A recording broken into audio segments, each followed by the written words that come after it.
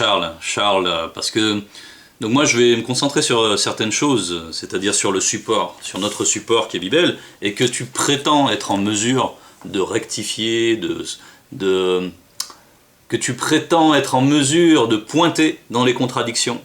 Bon, on va bien voir donc si tu as bien fait ton travail, voir si tu as vraiment ce sens de l'examen, si tu as cette vision aiguë. Hein, parce que tu prétends avoir une très grande connaissance, une connaissance qui t'élève bien au-delà de notre support. Mais nous, on va rester par rapport à notre support, on va rentrer dans ta démonstration. Parce que, bon, tu prétends donner des démonstrations, tu prétends beaucoup de choses. Donc, on va écouter déjà, dans un premier temps, ta démonstration. Au chapitre 2 du verset 17 dans ton livre toujours, que mais de l'entité de la science du bien et du mal, garde-toi d'être initié, c'est-à-dire illuminé entre parenthèses, par elle, car au jour même où tu recevras son enseignement, tu deviendras muable, donc tu vas changer. Dans d'autres versions, dans les Bibles, on dit que tu vas mourir. Et si tu ne reçois point le mystère de la grâce purificatrice, tu connaîtras la mort visible. Donc si tu ne reçois pas le mystère de la grâce purificatrice, tu vas connaître la mort. Donc toi, soi-disant, toi tu dis moto là, va connaître. Si moto connaît la mort visible, tu penses que tous ceux qui vont venir après là ne vont pas connaître la mort visible? On va donc voir. Ok, tu connaîtras la mort visible. Mais, si tu obtiens cette grâce purificatrice, tu ne connaîtras point la mort visible. On va donc voir s'il n'a pas connu la mort visible. Ok, vous allez voir que ce verset-là, le verset 17 va contredire en fait le chapitre 3 du verset 19. Allons au chapitre 3, verset 19. Il est dit, dans la sanction qu'on a donnée à l'homme, il est dit, tu t'en nourriras dans l'agitation continuelle de ton esprit, virgule, et jusqu'au moment de ta réintégration à l'élément solide, homogène et similaire à toi. Est-ce que vous comprenez? À l'élément solide, virgule, homogène et similaire à toi. Mais c'est quoi cet élément homogène et solide? C'est quoi? Dites-moi. C'est quoi? C'est son esprit? C'est son âme? C'est quoi? Si ce n'est pas son corps physique, du visible. Alors, donc car, virgule, comme ton corps a été tiré de cet élément, comme ton corps a été tiré, mais là il ne met pas visible au physique, il laisse comme ça, mais on connaît que c'est visible, parce qu'on parle de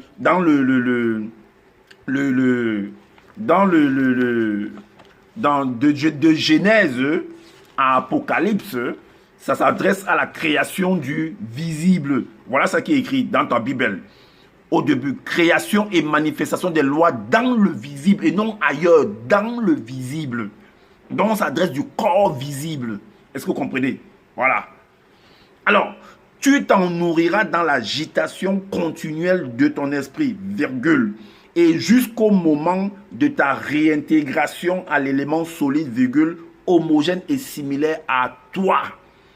Car ton corps a été tiré de cet élément-là. Mais cet élément-là, c'est ça qui est dit là. C'est ça qui est dit là dans de Genèse 2:7. Donc, alors, que dans la septième manifestation phénoménique dans le visible, l'aube a pas la manifestation de sa volonté façonnant donc le corps visible de Moto, le tout premier homme noir du limon de la terre. Donc, tout part retourne à celui qui l'a donné. Si ton corps physique est venu de la terre, il retourne là-bas. Si ton âme est venue du plan astral, ça retourne là-bas. Si ton esprit est venu du plan visible et spirituel, ça retourne là-bas. Tout vient à celui qui l'a, tout repart chez celui qui a donné. Non, ne vient pas de ça, contredit ça. Alors, maintenant qu'on a écouté ce que tu as dit, tes propos, on va les reprendre. D'accord? Tu as cité donc, là-dessus, tu as cité donc Origine 2.7 pour, je vais refaire l'explication pour que ce soit un peu plus clair, parce que c'est quand même assez confus ce que tu dis, dans l'ensemble, mais ça on va le voir. Donc dans 2.7, on parle de comment a été créé le corps visible de Moto, c'est-à-dire à partir du limon de la terre. Ça, voilà, je pense que c'est limpide. Ensuite, tu vas dans Origine 2.17 et tu fais savoir ce qui est indiqué. Donc, Origine 2.17. Mais de l'entité de la science du bien et du mal, garde-toi d'être initié par elle, car au jour même où tu recevras son enseignement, tu deviendras muable, c'est-à-dire que tu seras soumis au temps, au changement. Et si tu ne reçois point le mystère, donc on rajoute une condition, et si tu ne reçois point le mystère de la grâce purificatrice, tu connaîtras la mort visible. Et on rajoute, et on précise, mais si tu obtiens cette grâce purificative, tu ne connaîtras point la mort visible. En résumé, Moto est averti des conséquences de l'éventuel choix de consommer cet enseignement. Voilà. Et on lui expose, voilà, si tu rentres, si tu prends ce chemin, si tu utilises ton libre arbitre pour désobéir et que tu fais ceci, voilà ce qui va se passer. Et dans cette éventualité-là, après, il y a deux manières de s'en sortir. Soit par la mort du visible, soit par la grâce purificatrice. Il y a, malgré la désobéissance, donc, il y a toujours ces deux options. C'est ce que dit Mutatedi. À Moto, Moto c'est Adam dans les Bibles classiques. Ok, là-dessus, on est clair, il y a deux options. Et après, tu cherches, toi, ta contribution, tu cherches à démontrer que cette grâce purificatrice, en fait, il n'en est plus mention dans Bible, et que cette option a disparu. Et pour ce faire, tu vas citer, donc, Origine 3.19, on vient de l'entendre, et tu commences à le lire. Origine 3.19, il y a un paragraphe, deux paragraphes, trois paragraphes. D'accord? Donc tu commences à lire le premier paragraphe. Tu t'en nourriras dans l'agitation continuelle de ton esprit. Et là, donc on est dans les conséquences. Mutatedi est en train d'expliquer les conséquences du choix, celles dont il avait prévenu Moto. Et Moto ayant consommé, malgré tout, cet enseignement, il se retrouve dans ce cas où il a deux options. Mais toi, donc, tu cites le verset et tu dis « Tu t'en nourriras dans l'agitation continuelle de ton esprit, et jusqu'au moment de ta réintégration à l'élément solide, homogène et similaire à toi, point. » Donc, l'élément solide, tu l'as bien compris, ça, tu l'as bien compris, c'est bien le limon de la terre, dont le corps visible est extrait. Donc voilà, mais ça, c'est toujours la première option. Et puis après, tu continues, car comme ton corps a été tiré de cet élément et que ton esprit en est une manifestation spiritueuse, ainsi c'est à cette manifestation spiritueuse que ton esprit doit être réintégré. Bon, et là, pour toi, donc, tu en conclus qu'il y a une loi cyclique qui fait que finalement tout est recyclé, tout retourne à son point de départ, c'est-à-dire ce qui a été tiré de la terre revient à la terre, ce qui a été tiré du spirituel revient au spirituel. Ok. Et puis, tu t'arrêtes là, et tu dis, vous voyez, Moto est mort, il n'a jamais eu la grâce purificatrice. Alors que tu n'as pas cité le troisième paragraphe du même verset. Du même verset. C'est une prouesse quand même. Donc je vais le citer, mais, virgule, si tu obtiens la grâce purificatrice, ton âme ne connaîtra point la mort connue de nous. Ton âme ne connaîtra point la mort connue de nous. Donc il y a toujours cette option. Donc là, il est en train de vivre ce chemin dont il avait été averti, et on lui avertit, voilà, ce chemin-là que tu vas emprunter, il peut se solder de deux manières. Il y a toujours ces deux manières de se solder. Mais toi, tu enlèves, tu tronques Bible. Tu enlèves la partie, tu enlèves le dernier paragraphe. Et tu dis, voyez, Bible se contredit. Il n'y a plus la grâce purificatrice, oups, disparu. Par l'effet de la science de Ngon Charles. Eh ben, c'est ça la science, moi j'appelle ça la malhonnêteté intellectuelle. Tu es quelqu'un de foncièrement malhonnête, parce que là tu n'as même pas allé jusqu'au bout du verset, ça ne peut être que volontaire. Toi qui passes ton temps, dis-tu, à étudier parce que tu as le temps, parce que tu as la connaissance, que tu nous rabats les oreilles de combien tu infuses la science. Mais en fait tu es plongé dans les délires, et tu es malhonnête au point de ne pas aller jusqu'au bout du verset. Et tu dis après Bible se contredit, il n'y a plus de grâce purificatrice. Mais encore on aurait pu aller. Il y a un chapitre dédié entièrement à la rupture de Moto d'avec le visible. Et c'est pas la rupture dont il est question, c'est-à-dire avec le corps qui revient au limon. C'est pas du tout ça. On va y aller. On a le dernier jour. Il y a tout un passage. Donc cela, c'est Origine 4, à partir du verset 84, qui s'intitule « Le dernier jour de Moto et Muto », donc Adam et Ève dans les Bibles classiques, dans le visible. Donc c'est le dernier jour, tout est décrit là avec précision. Et qu'est-ce qu'on en prend ? Je vais faire la lecture, puisque tu ne l'as pas lu ça apparemment, dans tes grands efforts, dans ton travail tellement laborieux, tellement minutieux, tu n'as pas lu ce passage non plus, qui est pourtant tout de suite après. Donc longtemps après ces événements, lors d'une nuit, Moto et Muto se trouvaient assis pendant la pleine lune sous un baobab. Alors Mutatedi et quelques Bamuloloma, je vais abréger un petit peu, c'est Mutatedi donc qui parle, et qui dit à la fin du verset 85, « Vous voici arrivés au point de la grande et mystérieuse traversée. » Verset 86, « Heureux êtes-vous à cet instant, car Muto et toi avez obtenu le mystère de la grâce purificatrice. » Je vais continuer pour décrire en quoi consiste cette grâce purificatrice dont tu es le négateur. Mais tu nies la grâce purificatrice, on va voir pourquoi. En cela, vous ne connaîtrez pas et ne passerez point par la mort. Dès que Moto et Muto entendirent ces paroles, ils furent transfigurés devant les êtres spirituels qui leur étaient apparus. C'est-à-dire que leur corps a été transformé. Voilà la grâce purificatrice. On pourrait aller plus en avant, mais je ne pense pas que ce soit utile. Alors pourquoi tu veux nier cette grâce purificatrice ? C'est intéressant parce que c'est spirituel en fait. Toi, tu es en train de témoigner par toi-même que tu n'as rien à voir avec la grâce purificatrice, tu n'as rien à voir même avec la grâce, parce que tu témoignes inconsciemment, à tes dépens, que tu es un disgracié. Un disgracié. Quelqu'un qui profère le mensonge, quelqu'un qui n'hésite pas à trafiquer, qui n'hésite pas à tronquer et à tricher. Tu es un tricheur, un menteur, un imposteur, une plaie. Tu es un scatophile spirituel. Tu manges les excréments et ensuite tu profères les excréments. C'est normal, ta bouche est pleine d'impuretés, donc tu en profères. Tu n'as même pas le choix. Tu es tombé bien bas, Charles. Ça, c'est la bassesse. Ça, c'est la saleté astrale. Mais oui. Bon, ça c'est une chose. Maintenant, tu profères qu'il y a une autre contradiction. Dans ta vidéo, on va s'intéresser strictement aux contradictions, et puis on va se garder quand même une petite cerise sur le gâteau pour conclure, pour montrer à quel point tu te délires. Alors, l'autre propos que tu tiens, c'est par rapport à Biala. Biala, donc Deutéronome dans les Bibles classiques, 5 verset 23, tu dis, voilà, ça, ce passage-là, tu l'as rajouté, ça y est nulle part dans les Bibles classiques, tu l'as rajouté. Tu l'as rajouté. C'est plutôt les Bibles classiques qui sont tronquées. Mais toi, tu vois tout le film à l'envers, et tu fais tout à ta sauce, comme ça t'arrange, toi, dans ton petit délire. Voilà. Et ça, on vient de le démontrer, là. Donc, si tu es en flagrant délit de malhonnêteté, hein, c'est de la malhonnêteté. Contredit ça. Allons dans Deutéronome. Dans Deutéronome, chapitre 5. Chapitre 5. Chapitre 5, verset 23.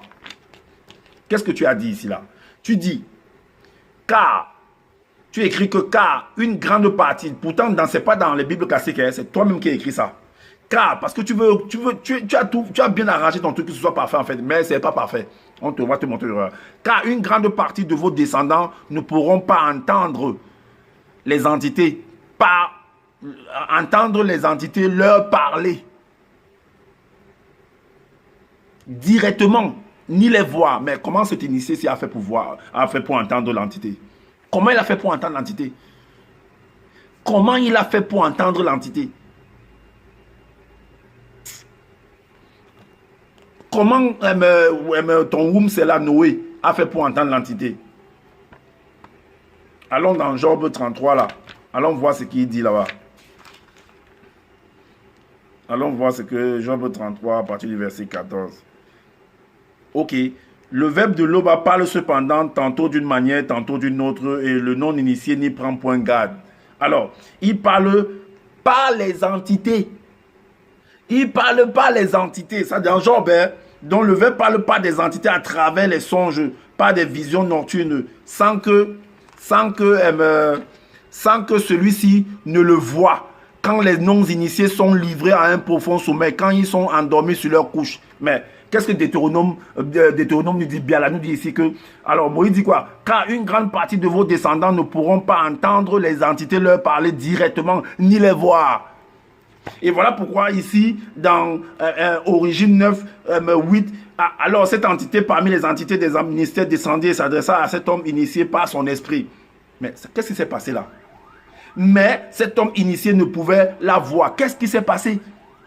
Dis-nous réellement. Tu viens parler. 5, verset 23. Tu dis, dans Biala 5, verset 23, on va y aller, hop.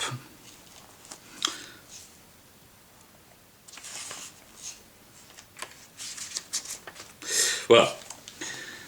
Il est dit dans Biala 5, car une grande partie de vos descendants, là on s'adresse donc au peuple noir, ne pourra pas entendre les entités, leur parler directement, ni les voir.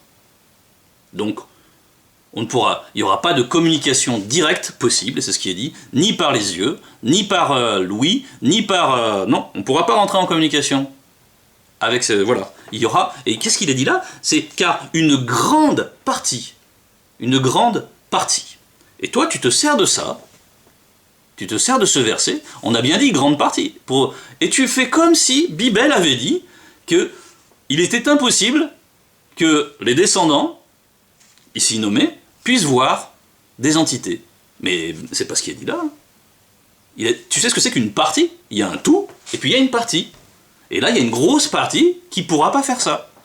Mais il y a des initiés qui, bien sûr, constituent une petite partie, une élite parmi les initiés, qui va pouvoir, au contraire, rentrer en contact direct avec des entités. Ben, c'est la logique. C'est la logique la plus élémentaire. Quand on parle de parties, il y a forcément plusieurs parties. Non? Mais toi, tu prends ce verset, tu le cites, hein, c'est une prouesse quand même, tu le cites. Hein. En plus, tu as le culot de le citer. Et tu fais comme si Bibel disait qu'en fait, c'était impossible de voir des entités. Et après tu parles de plusieurs personnages qui sont rentrés en contact avec des entités, donc vous voyez, tel personnage a vu des entités, donc ça contredit Biala. Biala 5.23. Waouh! Et dis donc, toi avec ta grande connaissance, tu sais lire ou pas? Dis donc, toi qui te prétends tellement inaccessible, moi je te ramène là, je te ramène au CE1. Au CE1, on apprend à lire. Tu sais lire ou pas? Tu sais ce que c'est qu'une partie ou pas? Parce que tu peux faire des petits exercices, tu vois, pour savoir ce que c'est qu'une partie. Mais non, mais parce que tu es quelqu'un de malhonnête. C'est pas un problème de conception logique, a priori. Bien que... Mais tu es malhonnête. Tu fais comme si Bibel dit qu'en fait c'est impossible de voir des entités pour tous les descendants dont il est question. Et c'est faux. Je recite, car une grande partie de vos descendants ne pourra pas entendre les entités, leur parler directement, ni les voir. Point d'exclamation. Alors, que conclure de tout cela? Je veux dire, c'est d'un niveau vraiment très bas. Je te parle de CE1, moi, parce qu'un enfant qui sait lire, il n'y a pas besoin d'être initié, il suffit de savoir lire, initié dans la possibilité de lire, un enfant qui sait lire, il comprend ça. Et tu viens t'étaler là publiquement, en faisant des choses comme ça. Ah, tu dis que t'as plus rien à perdre, mais tu sais, le ridicule, c'est sans fond. Hein.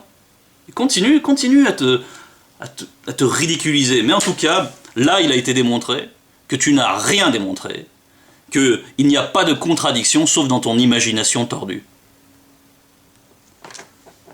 Donc voilà, ça c'est une chose. Et on va voir à quel point ton imagination déborde. On va entendre encore un de tes délires, là. Possédé même par quoi?